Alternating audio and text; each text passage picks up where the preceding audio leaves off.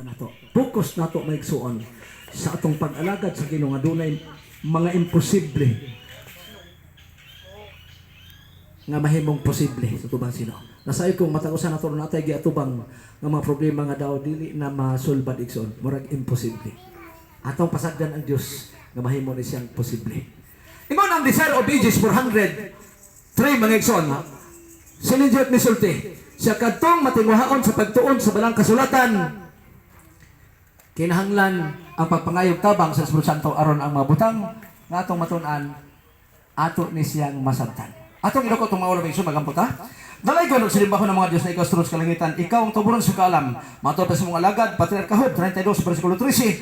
Ayaw pag sulti o tao nga ikaw nagkakaplag sa kaalam, kaya ang Diyos mo'y tag-iya ni ini. Musalintag na, pahulama kami amahan aron masabtan mong butang among pag-iskutan. Salamat sa Diyos pagampot sa ngalan ni Jesus. Amen.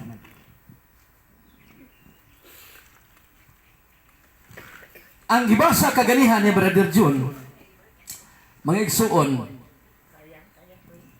og sa dihang nabasa sa hari ang sulat, iyang gigisi ang iyang biste.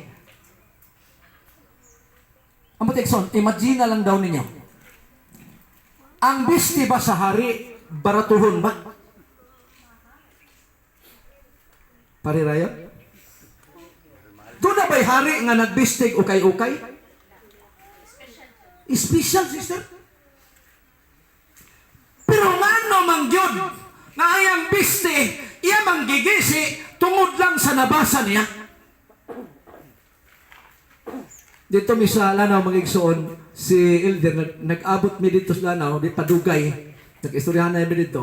Unya, ang asawa sa akong igagaw nga pastor, ingon pa niya, Gaurex, na ay nangutana nako panahon sa music ministry seminar. Kung sa mana pangutana hadegaw, ingon pa niya, ngano kuno nga ang kanta nga mingaw ang langit namugna man. Nganong mingaw man nga langit man na. So si agaw nako, wapod makatubag kay lagi, igor man po siyang nagkanta. Kay kantahonon man kay sa mga women's. Mo nang naay naka-question kay tingali, nagkanta-kanta siya pero naglabad iyang ulo. Wala kay niya masabti nganong mingaw man ang langit. Mo nang akong giingnan si agaw. Kugaw, ang 24:15 Mateo ningon, ang mobasa mosabot. Tingali gibasa lang unya wa kasabot. Ni awit unya wa kasabot. Nga naman, mingaw kong langit. Punang si Pastor Yanita Maigson, una na kong adto dito mingon, Bradrex, ako hulamon na imong kantang mingaw ang langit. Kung saan man yung Pastor, insya ako sang temporary, ilisan ako og title. Kung saan mo ilis, insya sayang ang langit. Kung Pastor, pagkanindot sa imong iilis. Pero abi mo, before nako, giuluhan ang awit og mingaw ang langit, naagian nako na siya. Mabito, hinungdan, maghimo na kong mingaw ang langit. Kaya parang sayang lang kay ang langit og muadto ko nga ako ng isa. Manangging na ko yung kaagawin kugaw. Sama padanglitan sa buhat Jis. Ang ubang magtutudlo, matod pa nila, ipakauna ang baboy. Pangutana, naabay nabasa sa buhat Jis, bisag ikog na lang sa baboy. Naawala. Na-version ron nga bag-o. Voice Bible daw to, kaya na may challenge sa Adventist yung pa niya, akong challenge. Kung na'y mabasa litra por litra, ang baboy ipakauna, 200k. Nagdali-dali, puntang mga RCC, oy, nagipari mga igsoon nga, kung saan yung sinultihan, ano sila ikuan igsoon before sila masulti. Good afternoon, Balibon.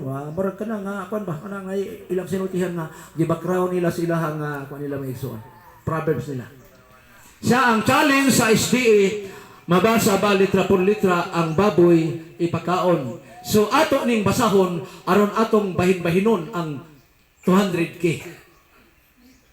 Siya ni ay Bible nga atong gihawiran o yang gipakita. Siya The Voice Bible. Pagpakita pa lang sa The Voice Bible nakaingon ako di ni kakuha. Nga naman. Kaya ang challenge section, mabasa ba litra por litra ang baboy day pakaon. Unya English, ang saan mo ni pagbasa brother og baboy dito sa English nga Biblia? Wala, piki na daan. Okay ni. Dili na ni, bugos na ni. Kay ang challenge, ang baboy ipakauna sumala sumabasa sa Biblia. Ang gigamit na The Voice Bible. Naagi dito sa buhat Jis, gibutangan na igsoon og pigs. Kaunag pigs. Ay nga siya, ang challenge nabasa na. Manghinauta nga dili bakakon ang SD, iyan ang ihatag ang 200K kay ato ng bahin-bahinon. Daghan kay comment. Kuya wa Biblia hawi nga na may pigs. Yang akong challenge po, naabay ikugs. Ikugs na po ako ang pangayon. Na dito igsuot. Nangayo na sila sa 200K kay naanay pigs. Kuya, mo nang magbantay na tarin igsuon kay perti ng daghana nga basahon nga makuratan ta. Sama sa gibasa sa rin, nakagisi siya ahat sa iyang sinina. Mahalon biya itong sinina. Gibasa ba gigisi! Kasayang! Pero unsa ka itong sulata. Muna ang sulat, wa masabti. Muna yung nakunyagaw, ang mingaw ang langit, pasabihi ko nga ako'y mo pasabot kay ako'y naghimo sa mong awit. Ang mingaw ang langit, walay labot ang langit, ana. Ang nagbuhat na niya siyuta na malandong na kung maabot ang panahon na kita mo itong langit kung atong pamilya di na ito manala tanawa ang kuros, isang kuros lang basaha mingaw ang langit kon mauna ang rason kanang kun iksun gamay ra na pero dako ng rason kon nahigugma ka mo kanako tumanan niyo ako mga sugo if you love me keep my commandments nganong ako nang gibuhat nga mingaw ang langit.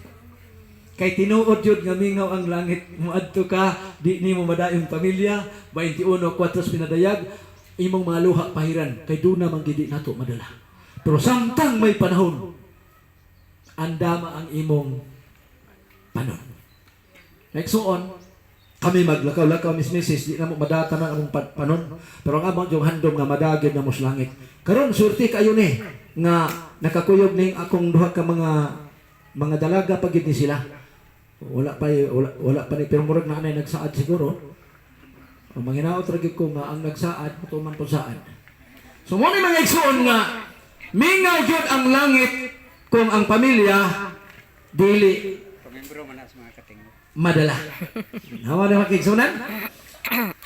So ang atong tun-an karon God made possible from impossible. Ang Diyos lang mo'y makabuhat sa mga posible gikan sa imposible. Ang Lucas 1:37 ningon, kay diha sa Dios walay dili mahimo. Walay imposible din sa Dios. Muna igsoon ang hari ato ning tutukan kung ngano nga iya ning gigisi.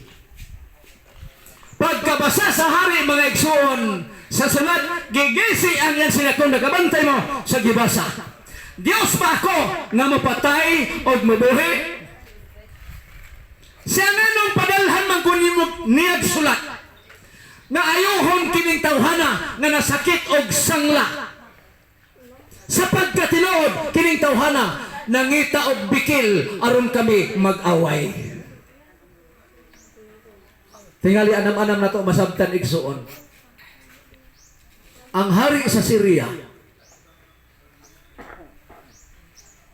na diin dito sinaaman mga kaigsunan dili padugay ilang nalupig ang Huda sa gubat. Nakakuha sila bihag. Amo to nagabantay mo igsuon og kinsa ning nabihag ni Naaman. Kadto bitong bata nga babae. Kinsay pangalan ato? Kinsay pangalan ato? Okay, basin nakaila-ila mo ito ba? Og ni Ronnie makiling pa. Iyang gingandan og si Hadasa.